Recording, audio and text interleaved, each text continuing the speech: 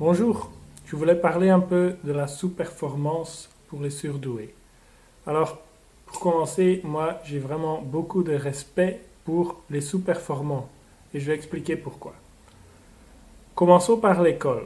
Moi, par exemple, quand j'étais à l'école, j'ai toujours eu de très bons points. Et je ne dis pas ça pour frimer parce que, en fait, je trouve ça con. Je trouve ça sincèrement con de ma part.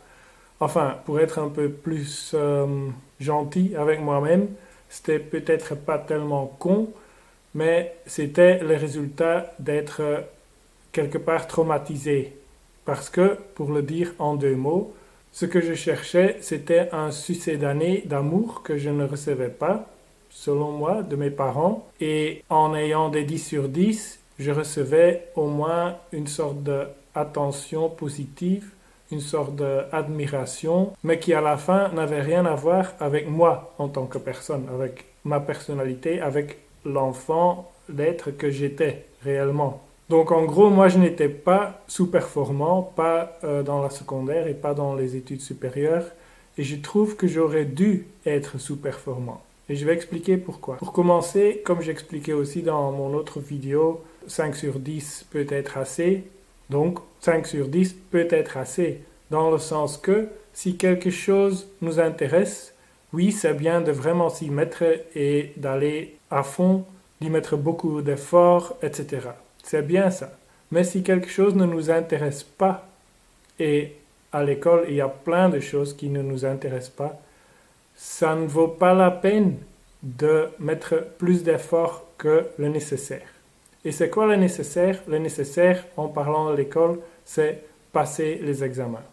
De toute façon, c'est scientifiquement prouvé, si on n'est pas intéressé par quelque chose, si on ne ressent pas vraiment une émotion positive quand on est en train de traiter cette matière, cela ne passe pas de la mémoire courte à la mémoire longue, donc ça ne sert à rien de mettre plein d'efforts là-dedans, ça ne fera pas partie de la vie, ça ne fera pas partie de la personnalité, de la mémoire long terme. Donc dans ce sens-là, 5 sur 10, c'est en fait parfait. Peut-être 6 sur 10, c'est encore un peu mieux parce que ça donne une petite marge pour ne pas avoir des problèmes.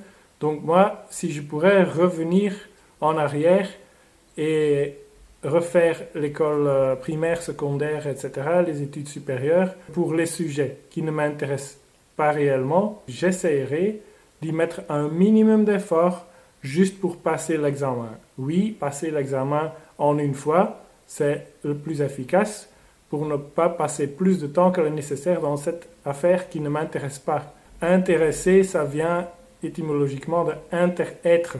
Donc je n'intersuis pas avec la chose, entre la chose et moi, il n'y a pas de connexion à ce moment dans ma vie. Peut-être plus tard il y en aura, alors à ce moment, plus tard, je peux mettre de l'effort là-dedans, ça va être un bonheur de mettre de l'effort dedans, ça va être efficace, ça va fonctionner, tout va bien se passer, mais sinon, 5 sur 10. Ce n'est pas pour être feignant. Dans les 14 heures, par exemple, ou 16 heures qu'on est debout dans une journée, il faut utiliser ces heures au maximum. Et au maximum, je veux dire un maximum de bonheur, de bien-être, de choses qui sont nourrissantes, de choses qui nous aident à nous réaliser. Donc, tout ce qui nous intéresse vraiment à fond, tout ce qui ne nous intéresse pas vraiment, juste le nécessaire pour ne pas avoir de problèmes. De toute façon, il ne faut pas oublier cela non plus. Si on pense à la carrière, les points qu'on a eus en primaire, en secondaire, même pendant les études supérieures, il n'y a plus personne qui s'y intéresse du tout. Je n'ai jamais eu, et j'ai eu pas mal de boulots différents en fait, donc j'ai fait plein d'interviews. Je n'ai jamais eu quelqu'un qui s'est demandé combien de points j'avais en secondaire. Ce n'est pas un point, on s'en fout. En fait, on s'en fout de ce qu'on a fait avant, à part du fait qu'on se demande est-ce que cette personne va être plus ou moins capable de faire ce qu'on veut qu'elle va faire. C'est tout. Et puis à part ça, on se demande aussi beaucoup sur la personnalité, mais pas une personnalité du genre est-ce que c'est une personne qui a eu 5 sur 10 ou 7 sur 10 en secondaire? Non, c'est une personnalité de comment agir avec d'autres personnes. Donc, en ce qui concerne l'école, sous-performance, parfait pour tout ce qui n'est pas le plus intéressant, viser 5 sur 10, génial, et le reste on y va à fond.